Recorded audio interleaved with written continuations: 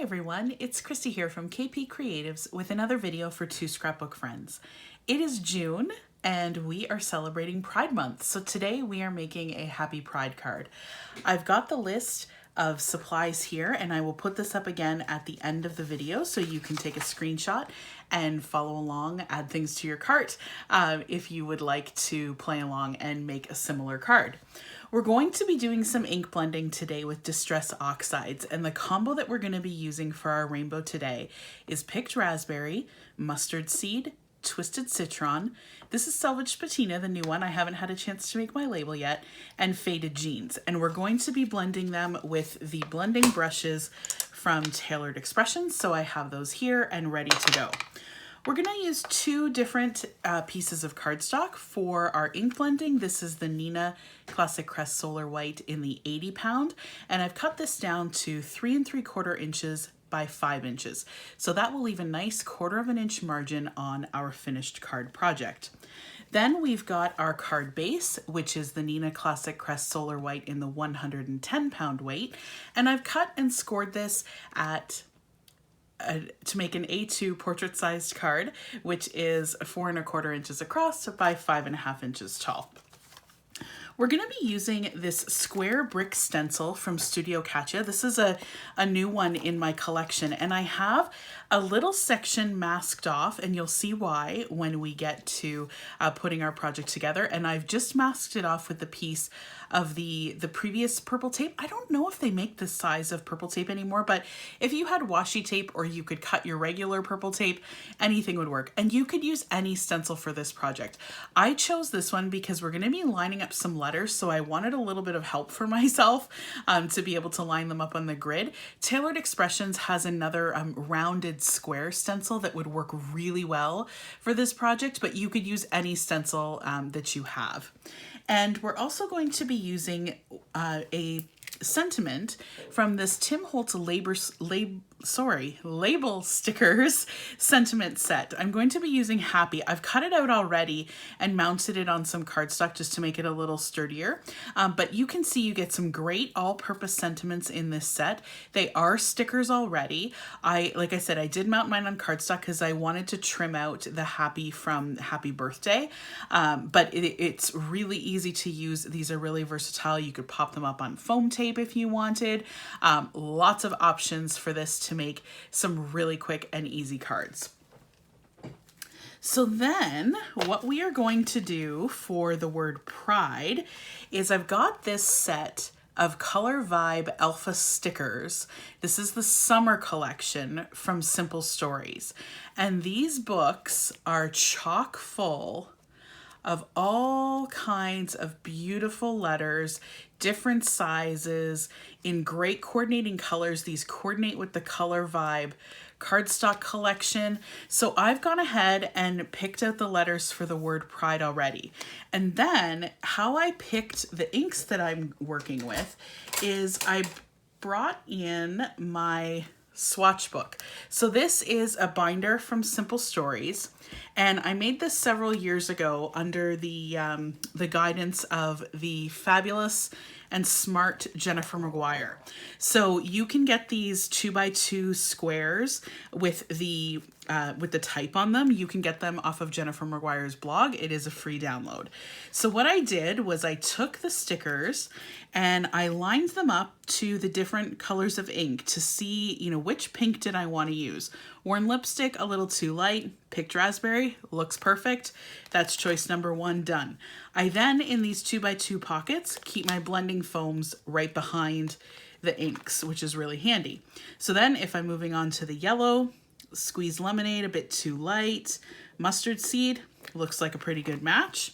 Blending foams, and so on and so on. So I do really enjoy having my Swatch Book handy. I know I've heard Carolyn say on a lot of videos recently, these are great things to have when you get back to going to crops. And this is one of the tools that I always bring with me because it is really helpful to match things. And I'll do a video on how I swatch more things. I think we did the one on Nouveau Drops already, but I've got some other ideas for additional videos on that will be coming up. Okay, so let's get rocking and rolling into our ink blending. So I'm going to bring back this stencil from Studio Katya and get these stickers out of the way for the moment.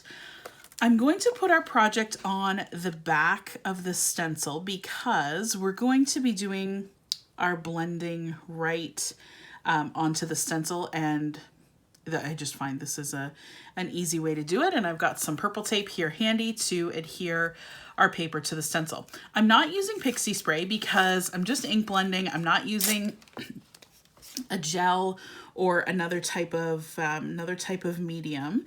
And also, this stencil is pretty forgiving in terms of the lines. So what I mean by that is they're not really tiny lines and super detailed. So it's easy to not get, you know, your ink where it shouldn't be. So I'm just going to put this other piece of tape here. So this will be nice and secure. If you have the Wendy Vecchi Make Art Station, you could very easily just use that to adhere your stencil down to that station so that you can work with it that way. And this actually isn't quite how I wanted it to go. So I'm just going to reposition this actually. Sorry about that. I should have done this on the front to reposition it properly. So let's see here. I just want there to be, I don't want it to be perfectly like a square perfect on all the edges. I think it's a little more interesting if it's a little bit, if the squares bleed off. So that's what I'm going for. I'm trying to get these squares to bleed off the edge, and I think that will work. So again, the reason I'm masking this piece off is because this background is going to be really colorful, and I'd like these letters to have a little bit of a chance to stand out. So parts of the letters are going to go over the ink blending, but parts of them are going to be on white, and I think that just gives it a little bit of separation for the eye and draws you to that section of the card. Normally, when we are ink blending, well, I guess not normally, but most often when we're ink blending, we go from top to bottom. In this case, we're going to go from left to right. So I'm going to start with a picked raspberry and then move on this way across the card. And I'm just going to get a piece of paper towel handy so that I can blot off the blending brush just to get some of the excess off as we work through our project today. So let's get started with this picked raspberry. And again, we're going left to right with our blend. So we're going to start right in here, get that nice picked raspberry down. I think we've talked about this in videos before, but it really bears repeating that if you are new to ink blending and you haven't tried with the oxides, it's really worth getting yourself a couple and trying it out. They do blend different than traditional dye inks, and for me, I find it's really easy to blend with the oxides. But I'll tell you another trick if you're new to ink blending, and that is use your stencils. And again, you can use absolutely any stencil that you have in your collection. Rather than put pressure on yourself to ink blend a full panel, if you ink blend through a stencil, it's really forgiving, and you're going to be able to get a nice soft blend, especially if you're using these oxides, on your project. So, look, a couple of quick passes there. I can't remember if it was 2 or 3, but I've already got enough ink down with that blend from picked raspberry to mustard seed. And I'm just going to keep moving along because I think that's good to go at this point. We're going to move on to Twisted Citron, and I will share with you when I'm blending with Twisted Citron, it's one of my favorites in the Distress collection. However, it does sometimes get lost.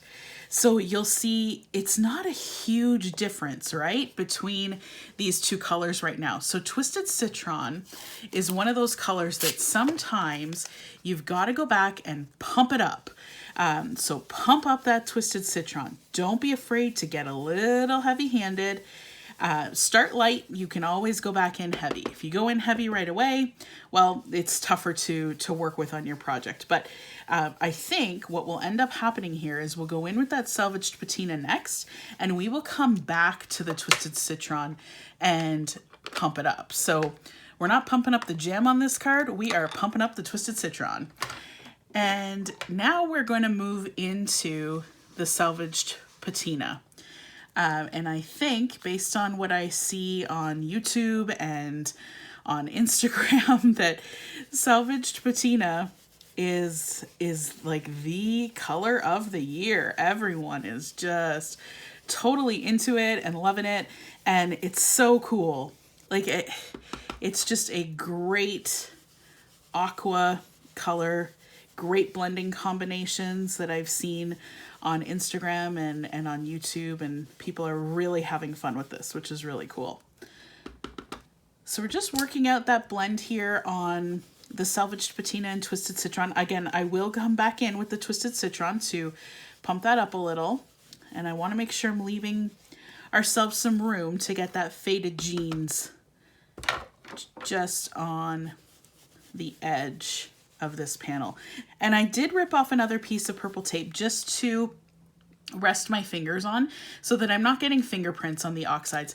If you've worked with the oxides before, you know that they tend to stay wet a little bit longer than traditional dye inks because the oxides are a pigment and dye fusion. So they do stay wet longer. So just grab a piece of scrap paper, Post-it note, whatever you've got. We're going in with this last color, which is Faded Jeans. And I don't want this to dominate. It's quite a dark color, so I'm kind of working off the stencil here because I don't want it to be like, whoa, you really used Faded Jeans on that card.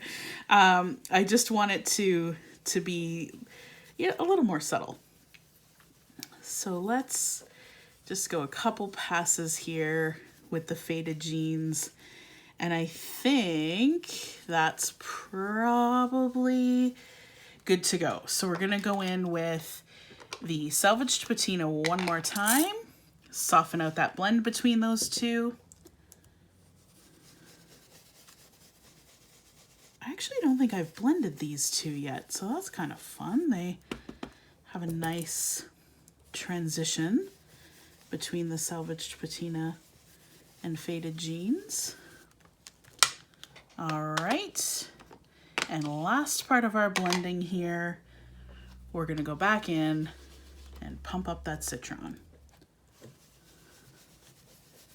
And it doesn't take much to pump it back up, but it really does make a difference. So if you find that when you're blending a rainbow or any combination of these distress inks that you're using, you might find that sometimes a color will, you know, get lost. So just go back and pump it up and have fun with it. And, you know, I think I've shared this before in a video. Sometimes with ink blending, you have to use more ink than you initially thought. So don't be afraid to really get that ink down. So we are going to reveal our inked up panel here, and that looks awesome. So we've got a great panel ready to go here. I'm gonna let this dry for just a moment because again, those oxides take a little bit longer to dry. I'm gonna wipe off our mat here and get ready to place our sentiment and our letters onto our card. And as I was working through this project, I thought we might want to bling it up a little with some Studio Katya gems. So we'll see how this panel goes together and we'll make that decision as we go here.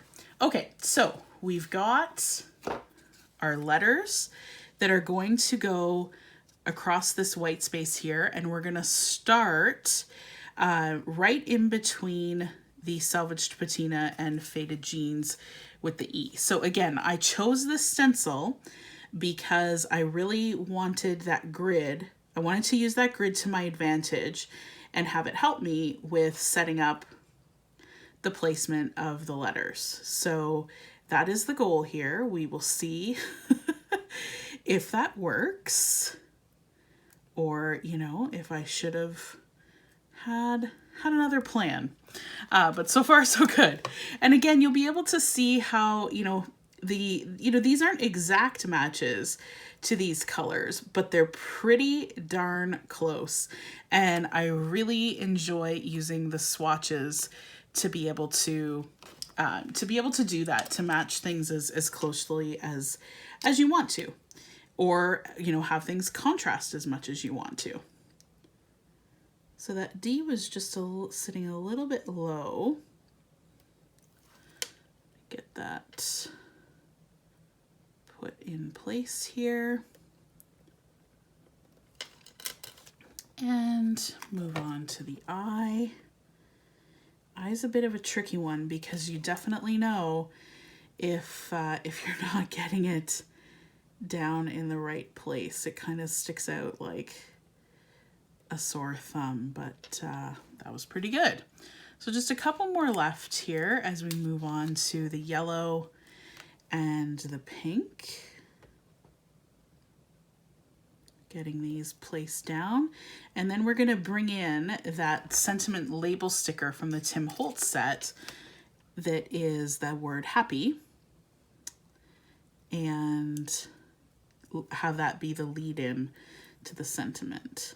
So you see, when we did this, I can line this P up right with that edge of the square, which is super handy. Like if you're doing this on a different type of stencil that doesn't have this type of pattern, it can be a little bit trickier. It's totally doable, but can just take a little bit more planning and a little bit more time. So just something to keep in mind as you're going through planning out your projects.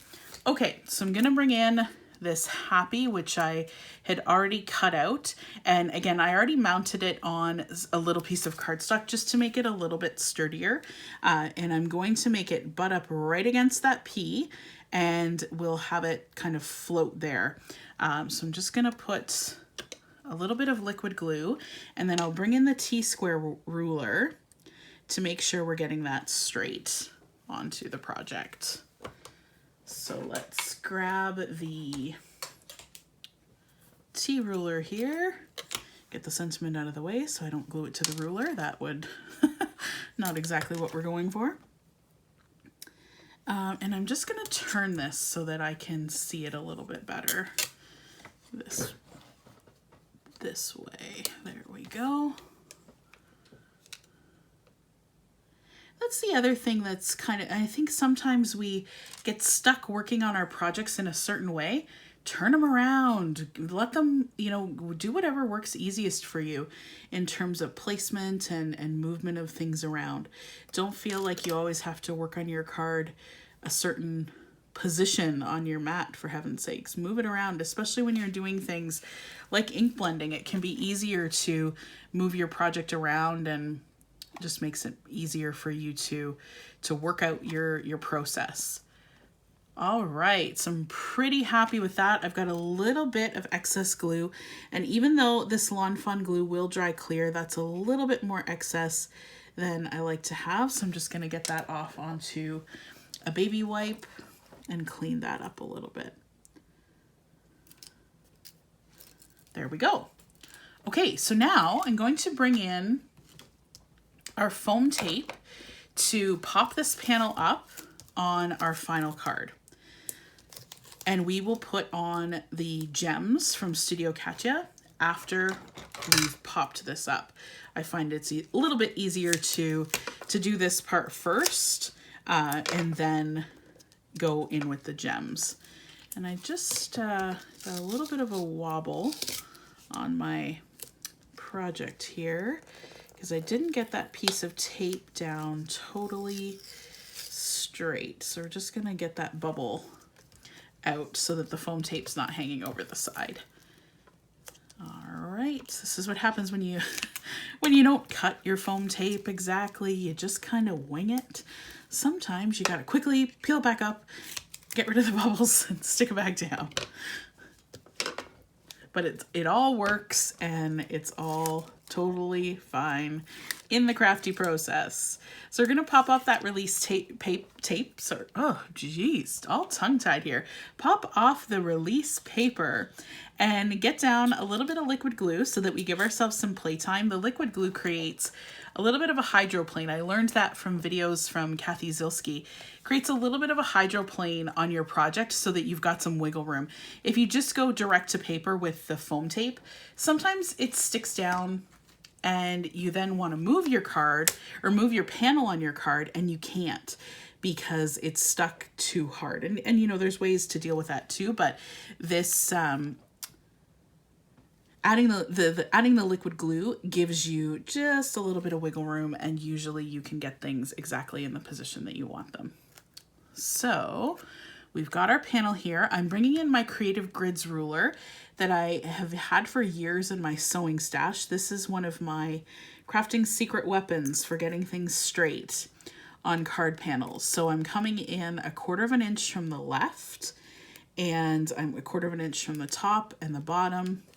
And we're gonna let that sit there for a second, make sure it's straight. It is, so I'm just going to take the ruler and press down with confidence. Normally I would just use my hand to press, but that Distress Oxide ink, we did put a lot of ink down on that paper, and I don't want my fingertips to mess it up. So just giving that a little press, and that liquid glue will set right up. So last part of our project here, we are going to use some of the iridescent jewels or iridescent baubles from Studio Katya.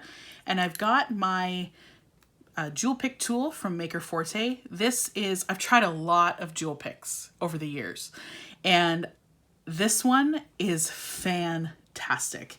This sticky or tacky end really works. It works for picking up jewels, little tiny pieces of paper. It's really fantastic. So it's great. Like, look at that. Just picks it up right away. No problem at all. So we're gonna work on getting a few different sizes here. One of the things that's really nice about the Studio Katya gems is they come in a variety of sizes when you get these packs. So I know Carolyn has recently restocked in a bunch of colors. I know I added a few colors to my collection. There was some just beautiful ones that that they now have at Two Scrapbook Friends. So be sure you're going and checking out that What's New section, or going to the Studio Katya section of the website to see what's available, because I'm telling you, these are just beautiful. And they also have some different shapes now too, which is pretty cool. Okay, so I'm gonna get, oh, I have one extra. Just gonna get 5 sequins here, and we're just gonna play around with where we think they should go. I'm gonna try and get a little bit of a cascade of the sequins. Doesn't have to be perfect.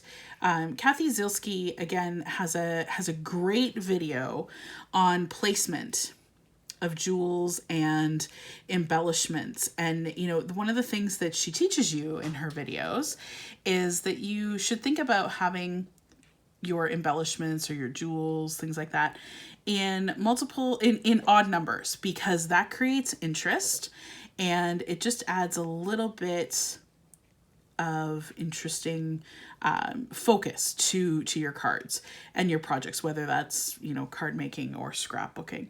So I kind of like the cascade here of the 5. I might actually move this one to the bottom and have it cascade up. That might be a little better here. I'm fussing around with this one because I don't want it to look like it's the dot of the eye. So that's why I'm I'm fussing around with these a little bit more than I normally would, because I'm thinking, oh, I don't want it to look like it's the eye, and I just, you know, ran out of the real eye because it's all capital letters, so I don't need it. Okay, so we're gonna go with this scenario. I'm gonna get my Lawn Fawn liquid glue all set to go here, and we'll shimmy these out of the way. Got a little bit of an air pocket in the glue there, which is another great use of this tool to be able to get rid of that. It is nice if you're using this Lawn Fawn liquid glue or the Gina K Connect glue to let it set just even for a few seconds onto your project. It really makes a difference in the ease of sticking your gems down onto your project. So if you find, you use your tool to put your gem down and the gem isn't sticking to the glue right away, give it a few more seconds, let it set up, and you might find that you get some better results.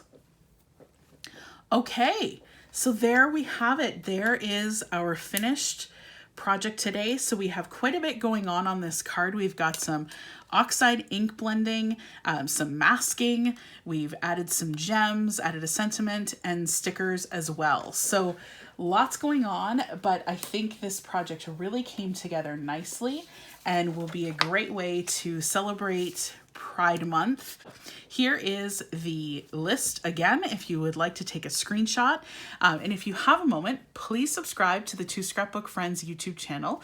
If you liked this video, give it a thumbs up or leave a comment. We'd be happy to respond if you have any questions. Thank you so much for joining, and we will see you next time.